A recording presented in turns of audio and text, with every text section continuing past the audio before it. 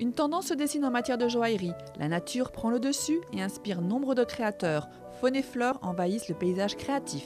Chez Chaumet, qui fête ses 230 ans cette année, l'abeille, emblème mythique de la maison, est le leitmotiv de la nouvelle collection.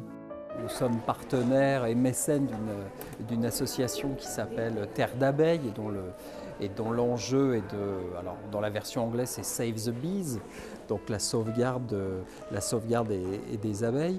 Mais quelque part, pour Chaumet, ça prend du sens puisque ça a toujours été l'emblème de notre maison.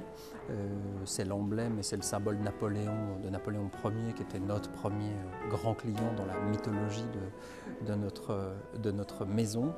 Et donc c'est un clin d'œil aussi à l'occasion de notre 230e anniversaire que de célébrer une collection qui travaille l'abeille dans tous ses états.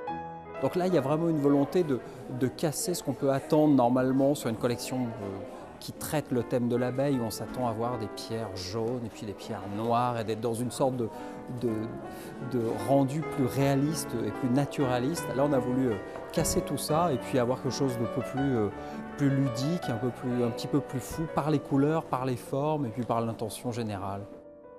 Chez Chanel, le diamant, pierre emblématique, se décline dans des thèmes propres à la griffe, c'est-à-dire blé porte-bonheur et le camélia, fleur préférée de Gabrielle Chanel.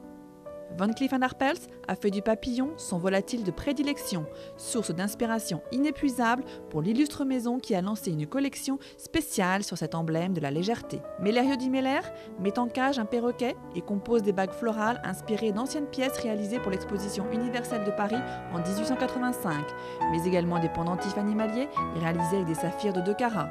Dans une joaillerie plus abordable, Aurélie Biedermann trempe papillon et migale dans de l'or ou propose des épis de blé ou têtes d'éléphant en vermeil.